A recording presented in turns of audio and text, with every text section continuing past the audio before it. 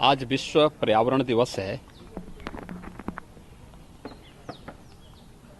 प्रकृति और पर्यावरण का संरक्षण करके ही हम न केवल जीव सृष्टि की रक्षा कर पाएंगे अपितु एक सुखद और आनंददायक जीवन प्रत्येक जीव जंतु को देने में सफल हो पाएंगे। कोरोना संकट, जो वैश्विक महामारी कोरोना आया है, इसने हमारे सामने आज अनेक ऐसी परिस्थितियां दी हैं और सोचने के लिए प्रत्येक नागरिक को मजबूर किया है कि प्रकृति के साथ खिलवाड़ करके हम पर्यावरण को जितनी क्षति पहुंचाएंगे उसकी कीमत हमें चुकानी पड़ेगी। विश्व पर्यावरण दिवस के अवसर पर हम अपने पर्यावरण की रक्षा करके प्रकृति के साथ कैसे समन्वय स्थापित कर सकते हैं, इसकी एक नई प्रेरणा ले सकते हैं। उत्तर प्रदेश में हमारी सरकार ने निर्णय लिया है, जैसे कि अभी आप जानते हैं कि आदरणीय प्रधानमंत्री जी ने कोरोना संकट से उभरने के लिए पीएम पैकेज की घोषणा की है और पीएम पैकेज के माध्यम से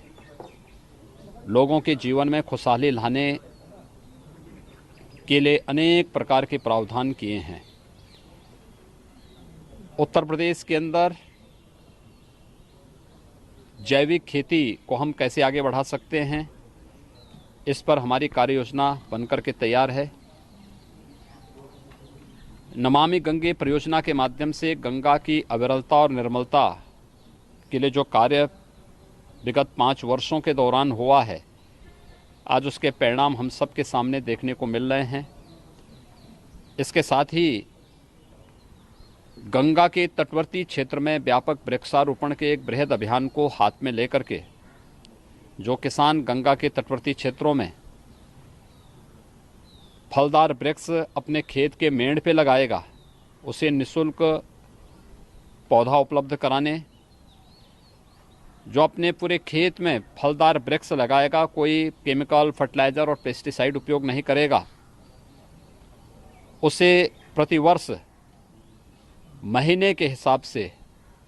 कुछ सब्सिडी शासन स्तर पर एकड़ के हिसाब से देने की व्यवस्था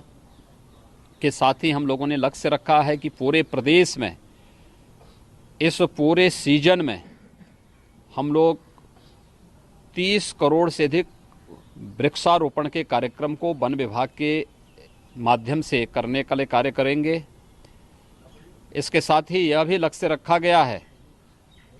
कि वन महोत्सव का कार्यक्रम 1 जुलाई से लेकर 7 जुलाई के बीच में होगा। किसी एक तिथि को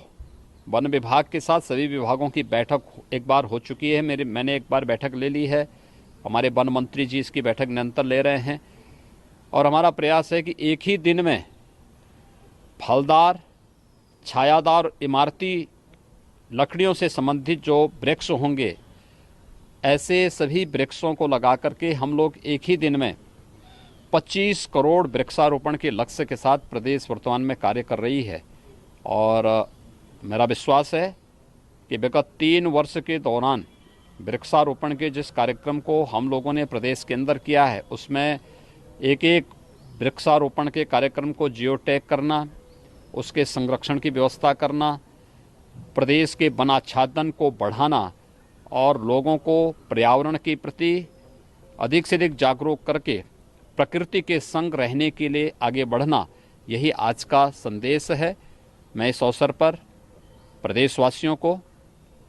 विश्व पर्यावरण दिवस की अपनी बधाई देता हूं, अपनी शुभकामनाएं देता हूं और विश्वास व्यक्त करता हूं, ये पर्यावरण का संदेश